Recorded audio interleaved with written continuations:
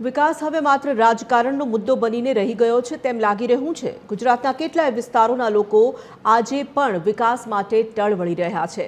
અરવલ્લીના મેઘરજ તાલુકાના અંતરિયાળ વૈડી ગામના લોકો આજે પણ પાયાના વિકાસથી વંચિત છે। આવો જાણીએ ગ્રામજનોની સમસ્યા।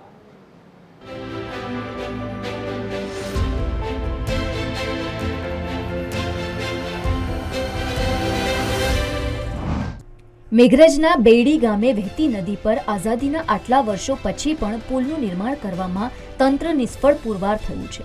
આજે પણ આ ગામના લોકો નદી પર પુલ ના હોવાના કારણે જીવના જોખમે નદી પાર કરવા માટે મજબૂર છે। 200 લોકોની વસ્તી ધરાવતા આ ગામમાં પ્રાથમિક સુવિધાઓના એટલી હદે અવ્યવસ્થા છે કે વિદ્યાર્થીઓએ શિક્ષણ મેળવવા માટે પાસેના ગામ જવું પડે છે। ગ્રામજનોને ધંધાર્થે પણ બાજુના ગામ જવું પડે છે। બેંક તેમજ પોસ્ટના કામકાજ અને કોઈ અન્ય ચીજવસ્તુની ખરીદી કરવી હોય તો પણ પાસેના બાઘપુર ગામે જવું પડતું હોય છે।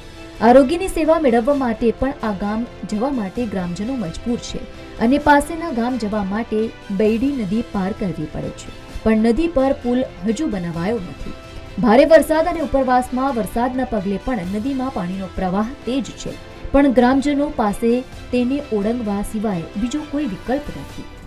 તો શાળામાં જતા કંઈક મુશ્કેલી પડે છે। સવારે વહેલા મૂકવા આવવા પડે અને સાંજે લેવા આવવા પડે ને ટેકવા બાજુ થાય અને અમારે જવું પડે ને ડિલિવરી બેન કે શું હોય તો ગાડી કોઈ આવી શકે એવી નથી। સવારે અને સાંજે 2 ટાઈમ જવું પડે છે। સ્કૂલ પણ અમારે સાંજ સવાર છોકરાને મૂકવાને લેવા માટે જવું પડે છે અને કોઈ પણ દુકાનનું કામગીરી હોય તો વાઘપુર જવા માટે બહુ પ્રશ્ન રહે છે।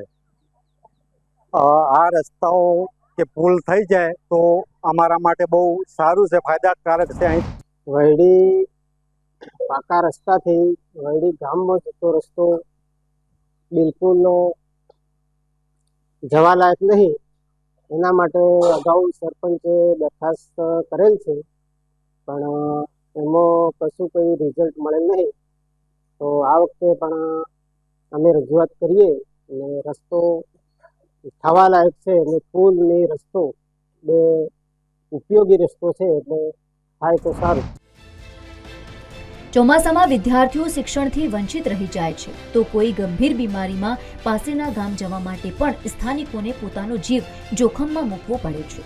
તંત્ર દાવા તો કરે છે કે ગામે ગામ વિકાસ પહોંચવાનો, પણ આવી સમસ્યાઓ સામે હંમેશા આંખ આડા કાન કરે છે।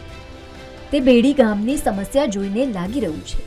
ગામના લોકોની સમસ્યાનો ઉકેલ હવે તંત્ર ક્યારે લાવે છે તે જોવાનું રહ્યું। સમીર બલોચ, TV 13 ગુજરાતી, અરવલ્લી।